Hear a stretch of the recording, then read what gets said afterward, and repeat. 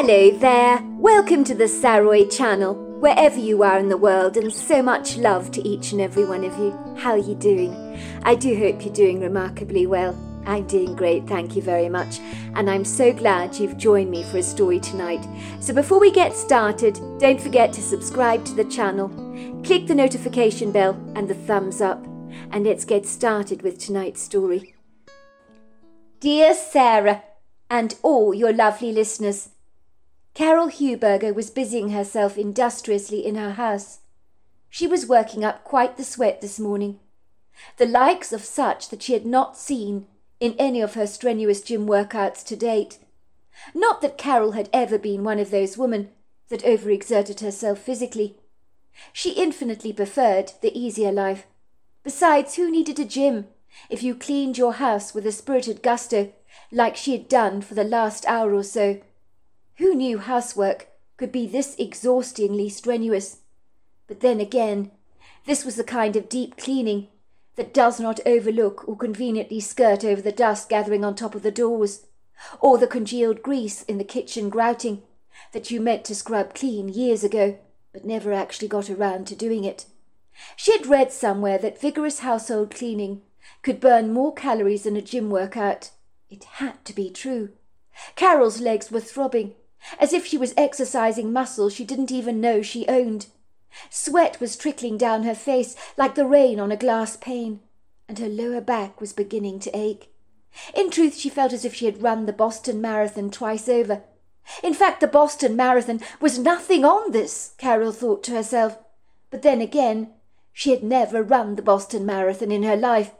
But in her humble opinion, it was a hell of a lot easier than tackling the deep cleaning of a circa 1950s double-story home that resembled a large doll's house, that, if she was being perfectly honest, had not been spring-cleaned for many years. She'd love to flop back on the white leather couch like a rag doll, give up, abandon this crazy burst of industrious exertion that her life had not seen in the last decade or so.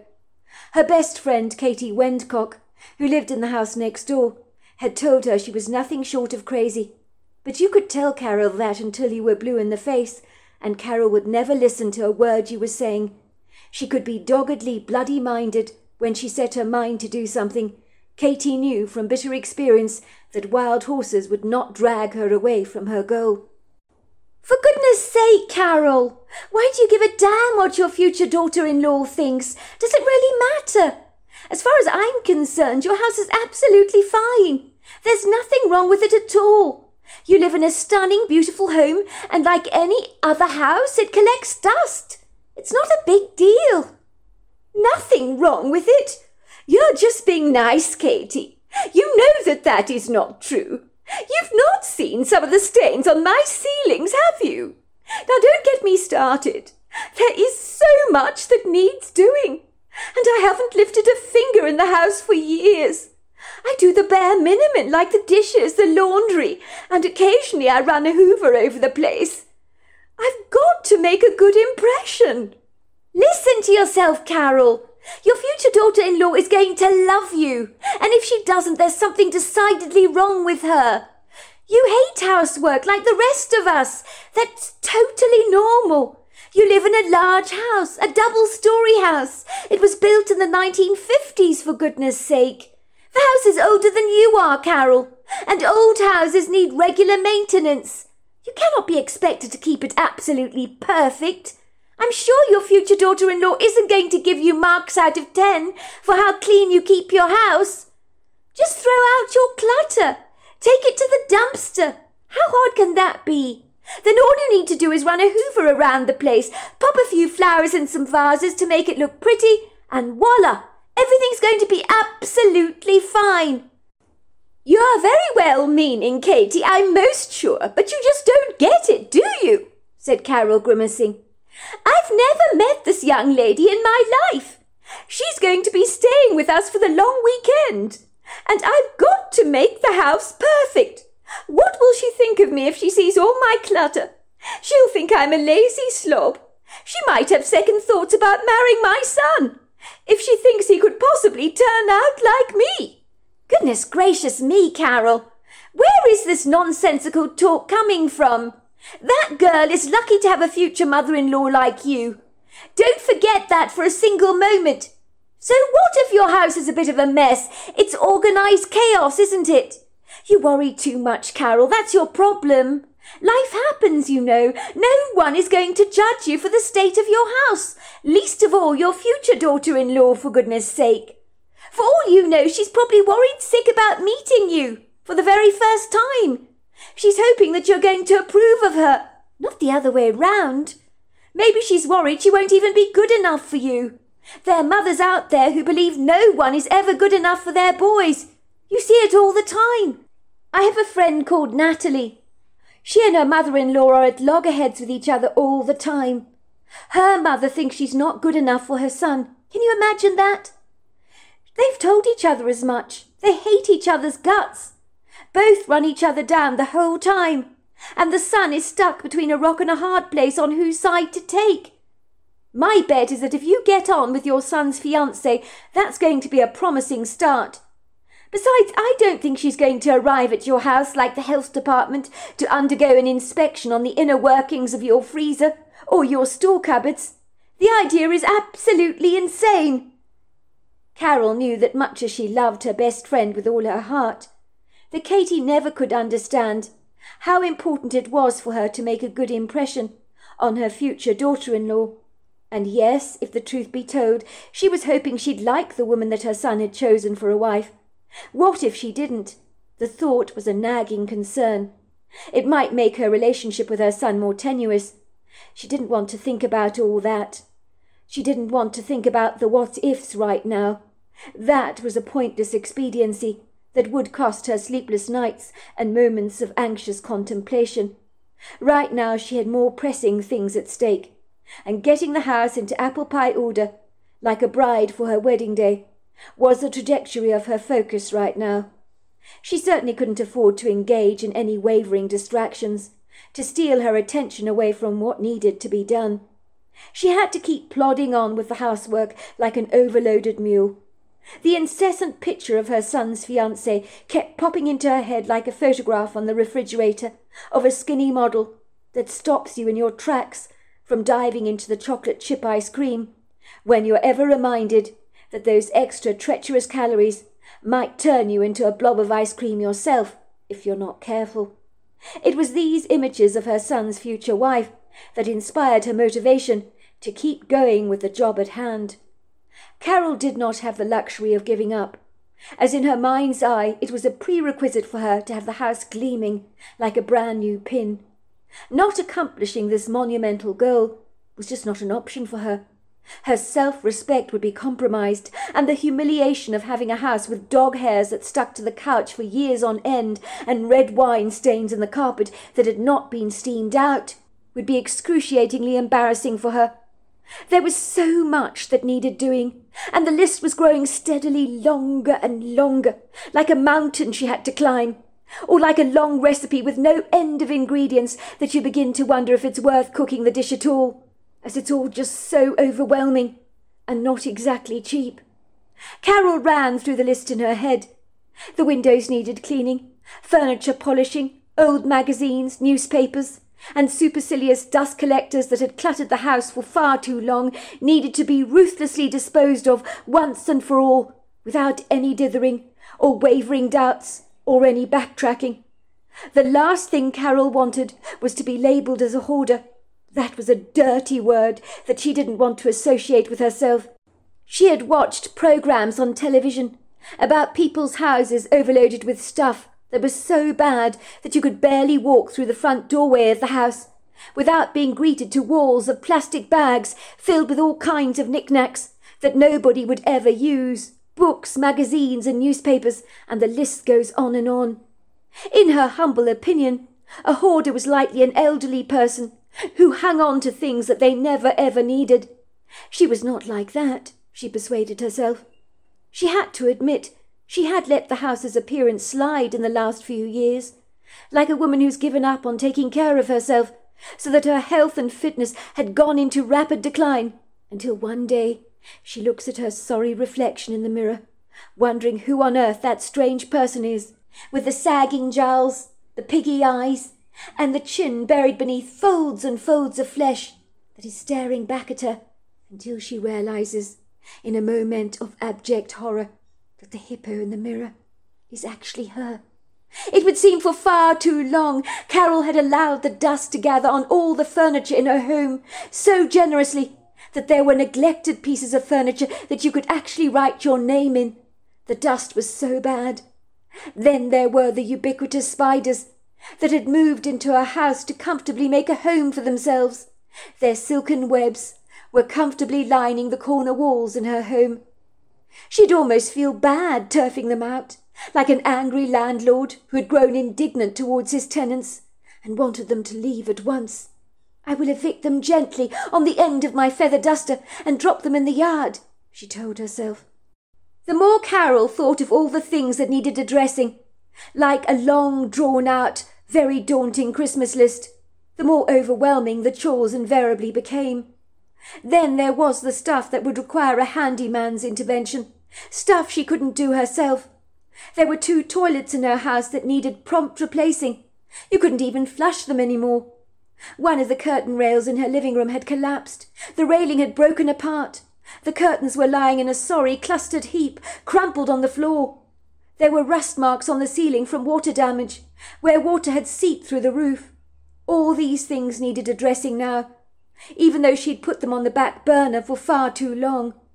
If her husband were still around, these things would have been dealt with a long time ago, she thought, feeling a measure of shame over her apathetic insouciance towards the house's ever-increasing physical imperfections. There was only one thought in her mind, only one thought.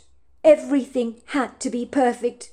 In a week's time she would be meeting her son's fiancé for the first time, who would be staying in the house for a long weekend, and she wanted her future daughter-in-law to like her, to hold her in high regard. How could the young woman be expected to respect her when Carol could barely respect herself at the moment, with her house in such a chaotic disarray? How had she let everything slip like this? As far as Carol was concerned, her house was an absolute embarrassment. Katie could try to convince her otherwise, but Carol was not going to allow her well-meaning friend's kind words to cover over the cracks that were so clearly there. Carol emphatically believed that your environment reflected your state of mind. So if that was indeed true, her mind must be a chaotic tangle of mishmashed emotions that she had never dealt with. If she'd seen a grief counsellor, she couldn't help but think that maybe she'd have managed her life a whole lot better. But at the time she couldn't bring herself to go to counselling, as the grief that had consumed her had made her push all help away. When her husband had died 5 years ago, Carol had never been able to get rid of all his personal stuff, and she was loath to admit it was still taking up space in the closets in their room. There was a large part of Carol that believed that getting rid of her husband's stuff was rather like admitting he was never ever coming back, which of course was true. He wasn't. She felt that in some way, on a subconscious level, that if she parted with his things, then he was truly gone from her life for good. And that was such a dreadful thought, as irrational as it was. She wanted to believe that even though he was gone, he was still around, and there were times she was sure she could sense his presence. Sometimes she would stand in his closet to sniff at a shirt, in the vain hope that she could pick up the faint smell of her husband's scent. But all those lingering nostalgic smells had long since dissipated, and his old shirts smelt of nothing these days. Carol had not even told her best friend Katie that she'd been holding on to her husband's stuff for all these years. Katie would be horrified and not best pleased with her. She had tried to encourage Carol to move on with her life, but Carol had clung to the past like an old overcoat that she refused to part with, as putting on a new overcoat did not even bear thinking about. In truth, she knew it would have been judicious to have bagged up all Christopher's stuff and donated his things to charity a long time ago. But frankly, she never had had the courage to do it. But the driving determination within her right now was beginning to write out a new script to her story. This time there would be no reluctance, clouding her life in an ambiguous uncertainty. She had decided with a dogged conviction to donate her husband's stuff to charity, Even if it killed her to do so, she would make it happen. This house-cleaning exercise was like a cloud with a silver lining. It would mean she'd be forced to do things she had put off doing for a long time. By the time her son arrived with his fiancée at her house next week, it would look like it belonged on the pages of Hello magazine. Carol would make that happen, as one thing about Carol was she always achieved her goals when she put her mind to something. She reflected over the contrived, rather wooden conversation she had had with her son Lathan on her call with him 2 days ago, that had simply thrown her off her perch. She chuckled to herself now, as Lathan was just like his late father Christopher in so many ways. She actually found it rather endearing. It was uncanny to think that they were like two peas in a pod, especially when it came to not being forthcoming with information. They had both been hardwired with a failure to communicate. Carol's husband, Christopher Huberger, won the prize for being reluctant to open up. He had always been so reticently reserved that getting anything out of him had been like extracting blood out of a stone. Many people had privately wondered if Carol's husband communicated at all, for he seemed to shrink into the background rather like the Invisible Man, and was hopelessly ham-fisted in all social situations, so that words he uttered always appeared stiff. Carol had loved everything about her late husband. In her opinion, Christopher's bashfully demure demeanour was part of his charm, and was one of the quintessential reasons she had been so attracted to him. Carol described her husband as like a locked treasure box that you desperately wanted to break into, but you couldn't prise it open, no matter how hard you tried, unless of course you persisted in reaching your goal, as she had done with a huge measure of patience. When you finally got to the treasure, your determination had paid off in leaps and bounds, which Carol had found, as in Christopher she had discovered a kindred spirit. He may not have been the greatest talker in the world, but the couple communicated without words, for they both seemed to know the other one's thoughts, and could easily finish each other's sentences. Carol had never been able to read anyone like she'd been able to read her husband, which had always made her believe that they were clearly cut from the same cloth. Others might have wondered what Carol had seen in Christopher, but they didn't know him like she had done.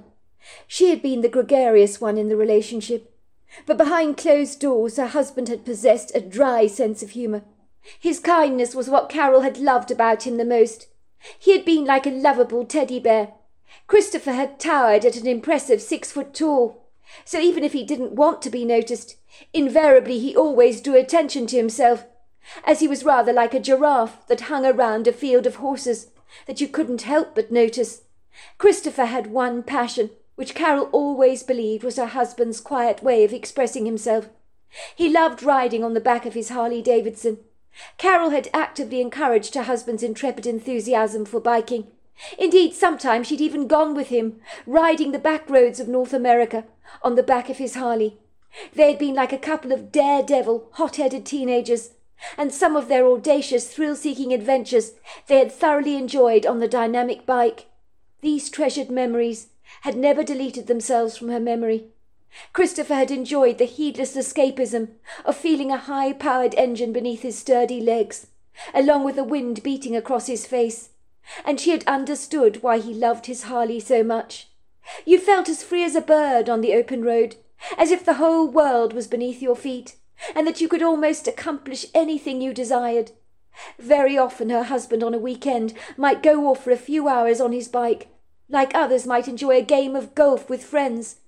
Christopher would return home, like a new man, with 2 days' worth of stubble on his chin, giving him a rugged appearance. His hair would be messily tousled from underneath his helmet, and his sun-kissed cheeks flushed bright pink from his intrepid adventure. He would have a contented glow about him, and always looked as if he had soaked up the sun like a salamander. He had always been a bit of a maverick, never had any biker friends, but had taken on this pastime like a lone ranger. Carol had no comprehension of knowing how deadly the Harley-Davidson might potentially turn out to be in the wrong set of circumstances. Of course she had heard of motorbike crashes before, but it had never really hit home to her that her husband's Harley-Davidson might become like a loaded pistol in the wrong situation, that would ultimately create the perfect storm, that regretfully one day would invite the police to her front door, to give her the most dreadful news that no wife or husband ever wants to hear about their loved one. Yet despite everything, Carol had never regretted the introduction of the Harley-Davidson into their lives, for it had brought out the explorer in the both of them, and she had always believed that living a life avoiding danger was not living at all. Carol shuddered when the tortuous memory flashed back in her mind, so cruelly, rather like an uninvited guest. She could remember the sombre, saturnine faces of the police when they arrived at her front door, and in that moment her heart had sunk, for she was filled with that gut-wrenching feeling of impending dread and disquiet that had clung to her like the ticks on a dog's back. She'd never forget that feeling, for she couldn't put it into words. "Are you Mrs. Huberger?" one of the police officers had asked her circumspectly. Carol had seen the pity in his brown eyes. She knew instinctively that this call was about her husband, so inwardly her mind was screaming, "Please, God, no! Please, no! This can't be happening to me! It just can't! I'm dreaming all this! I'm about to wake up in any moment! None of this is remotely true!" "Yes, that's me," she had said, choking on her words. "Is everything all right, officer? It's not my husband, is it?" she asked.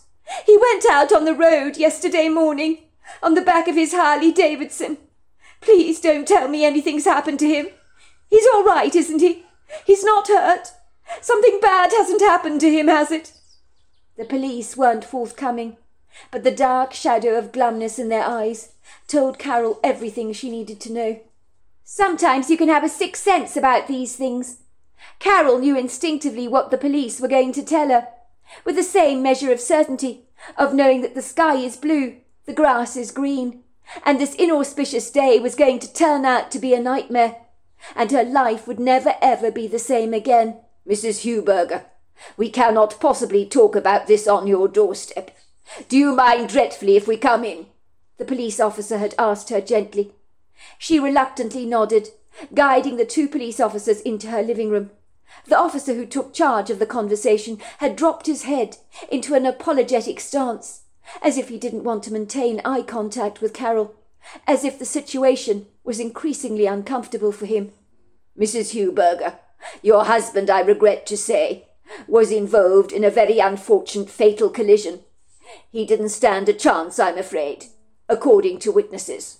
I regret to say he was mown down by a large lorry on the highway when he was overtaking the vehicle. The lorry failed to see him, I'm afraid. If it's any consolation, he wouldn't have suffered at all. His death was instantaneous. It was a tragic accident. We are very sorry for your loss." "No! No!" Carol had screamed. "You've got the wrong person, you have, officer. My husband isn't dead. You must be mistaken. You have to be. It can't be true." "I'm sorry, Mrs. Huberger. This must be very harrowing for you.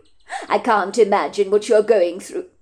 We can put you in touch with a grief counsellor to help you deal with your tragic loss. But I'm afraid there is no mistake. Your husband is deceased." The police officer handed Carol a watch. "This was found on his person. Did it belong to your husband?" Carol studied the watch. She recognized it at once. She had given her husband this watch for Christmas 20 years ago. Her throat became thick and clammy. No words came out of her mouth. There was no mistake. Her husband never took his watch off. She nodded at the police officer and whispered, "Yes, it's his. He's dead, isn't he? He's dead." She whispered the words, and the officer could only say, "Yes, ma'am. We're very sorry for your loss. Very sorry indeed. If there is anything we can do, you only need to call us."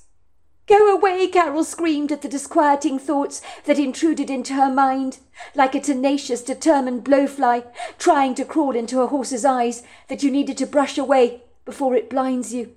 Likewise, she tried to squat those nagging memories away, but over the years they had a tenacious, determined habit of burrowing back into her mind at the most inopportune moments, like termites eating their way through the wood of your brain.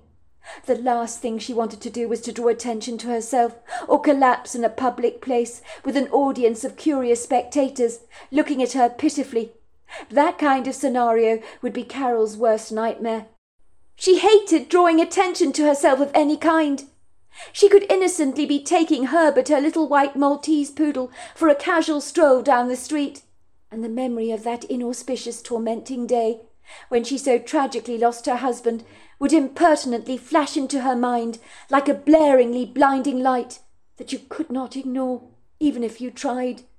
When that happened, Carol's heart would thunder violently in her chest so loudly she thought it might actually burst through her skin and splatter all over the pavement in a bloody congealed mess.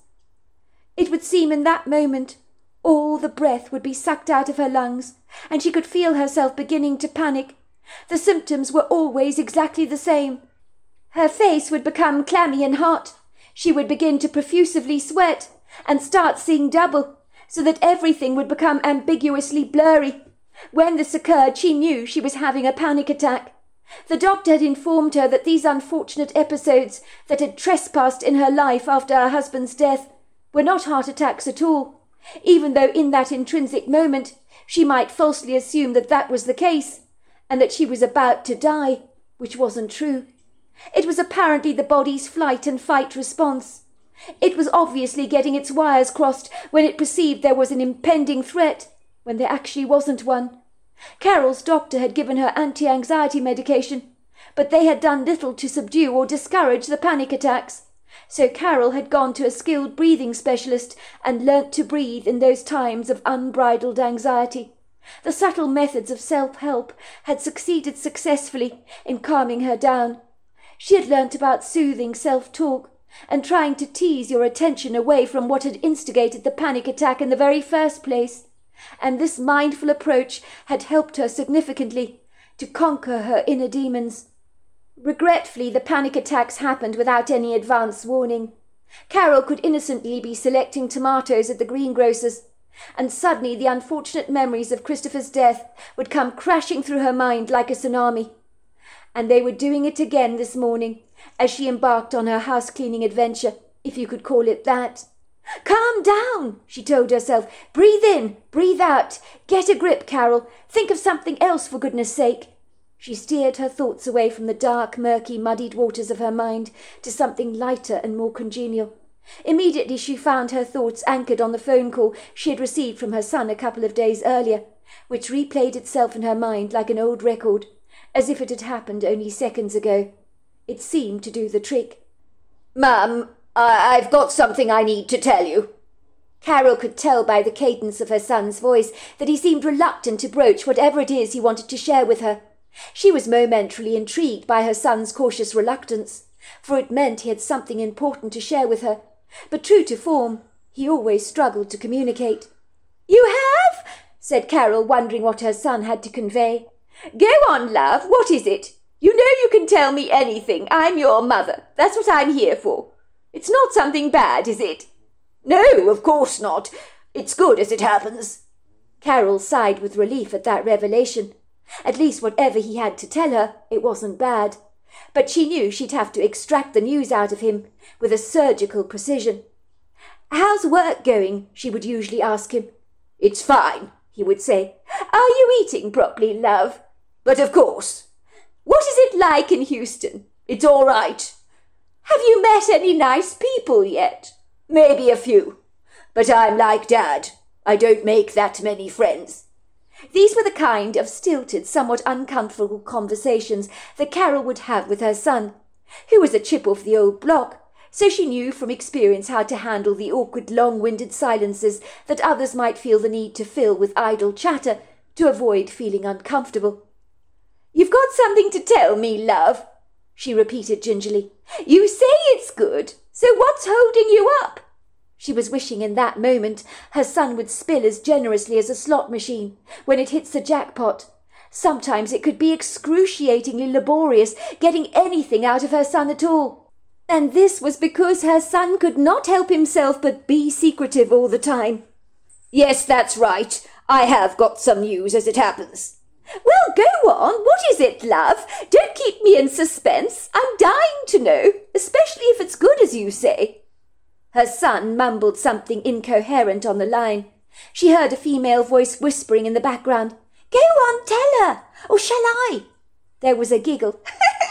She could hear her son say in a low voice to the woman he was talking to, I told you, I'm going to tell her. Give me a moment, will you? Don't push me. I'll do it in my own time. Is someone there with you, son? Asked Carol curiously. I thought I heard a female voice. That's right, you did. That's Debbie. Debbie's here with me. Debbie who? Debbie? I haven't heard of a Debbie. You've never mentioned her before, son. Is she a friend of yours? You could say that. Actually, she's more than a friend. Oh, lovely. You've got a girlfriend, son. Well, I'm so delighted for you. This is lovely news. Why didn't you tell me? She's more than a girlfriend, Mum. She's my fiancée, Mum. We've just got engaged. You've just what? Asked Carol, almost dropping the cell phone out of her hand, which was slipping through her fingers like butter. Her son's news had come as a shock to her. A bolt out of the blue, if you like. He had never once mentioned any girlfriends to her in the past. And now here he was, spouting this fortuitous news, like the water from a whale's blowhole. It was so shocking to Carol, she didn't know how to react to this.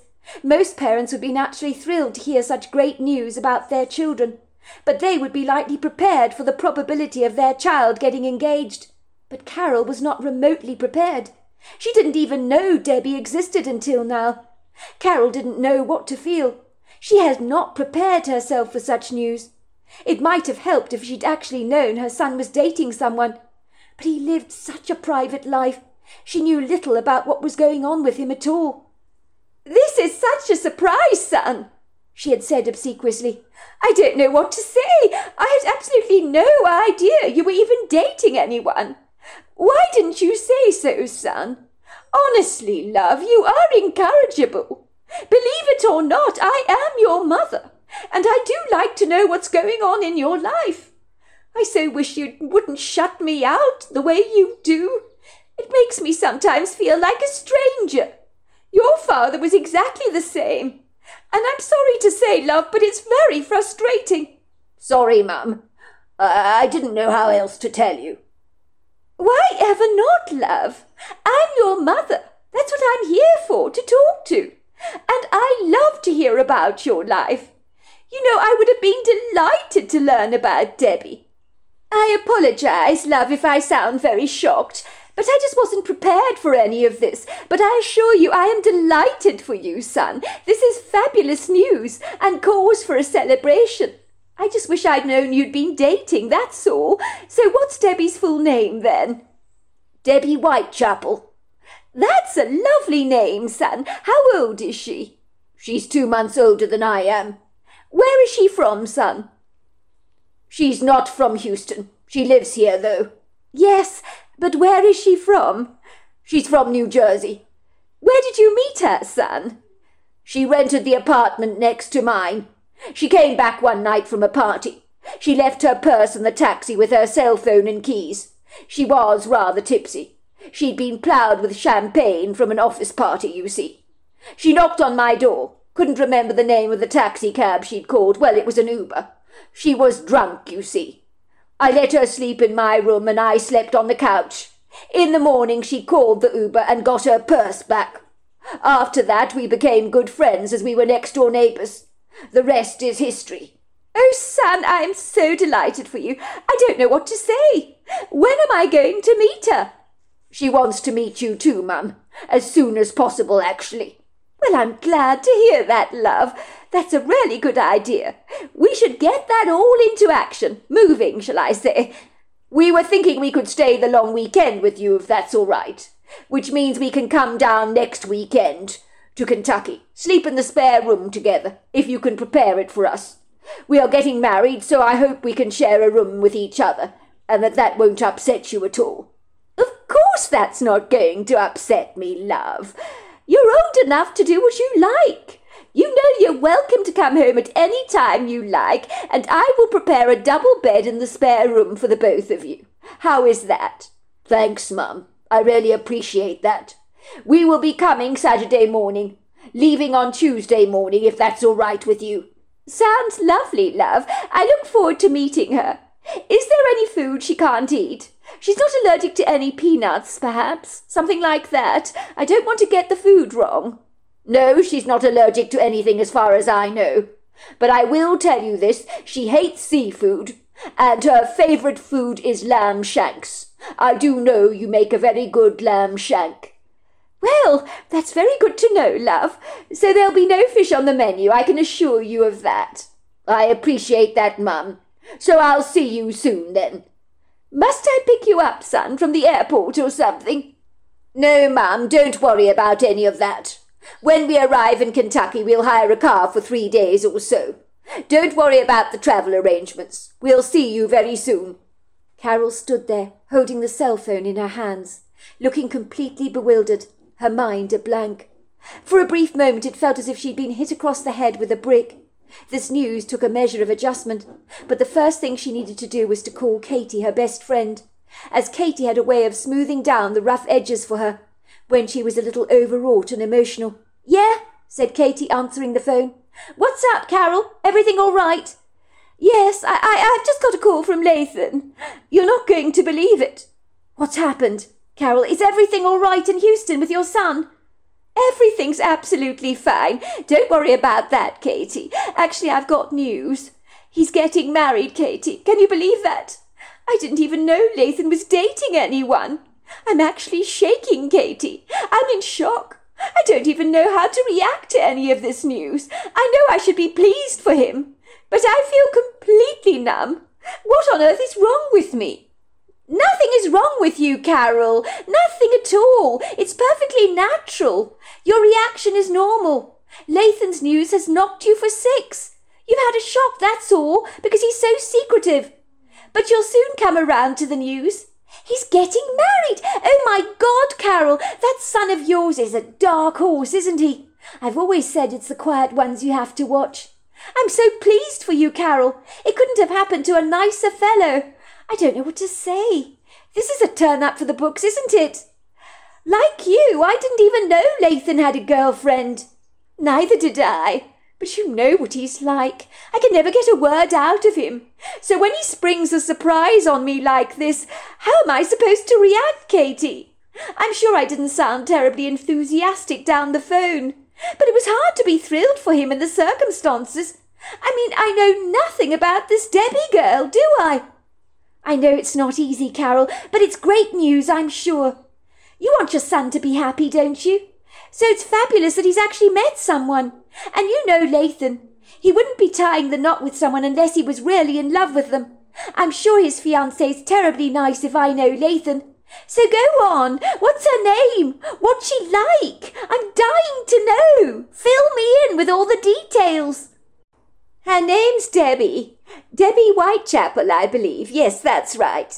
I knew a Debbie once. She was terribly nice. Do you know they say people are just like their names, Carol? I believe that.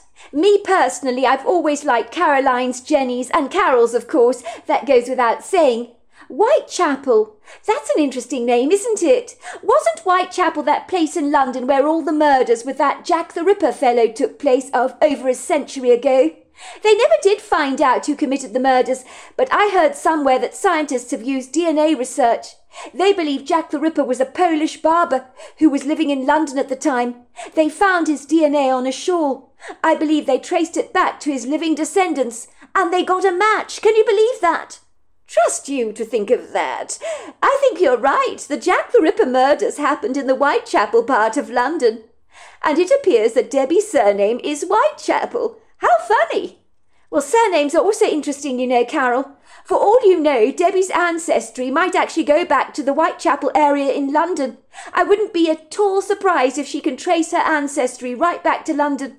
The joke is, Carol, we call ourselves Americans, don't we?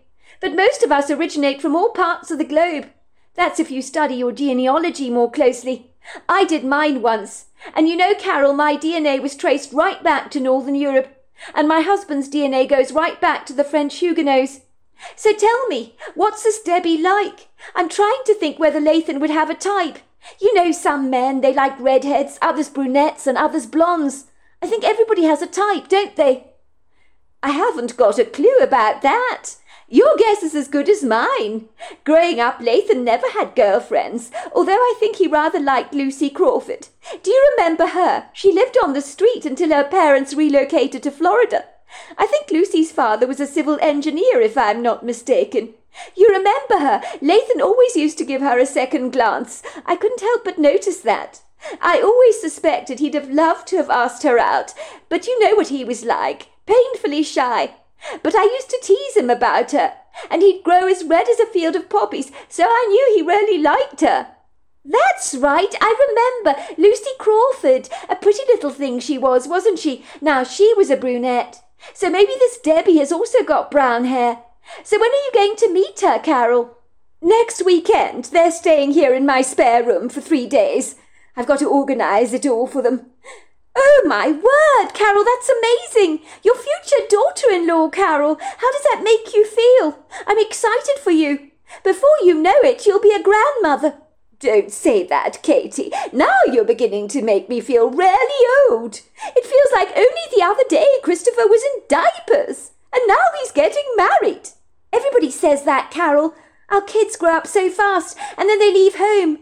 That's where I say our pets are a sure investment. They never leave, do they? More to the point, how are you feeling, girl? If you don't mind my saying, you sound pretty flat for someone who's learnt their son is about to get married. Well, if you must know, I feel very intimidated. I've got to get the house looking perfect before that girl gets here, and I don't have much time to prepare myself. Hold it there, Carol. Don't you dare go overboard. You don't have to make everything perfect. That's ridiculous. But I do, Katie. I really do. Appearances are terribly important to me, and I do want Debbie Whitechapel to feel welcome in my home. I'm sure she will love you, Carol. Don't you dare go breaking out into a huge sweat over all of this, busting your gut to get everything absolutely perfect. I know what you're like, Carol. Nobody expects you to be perfect. You're the one that has these exacting standards, nobody else. You pile on far too much pressure on yourself, and for what? It's madness. But I can't help myself, Katie. That's who I am.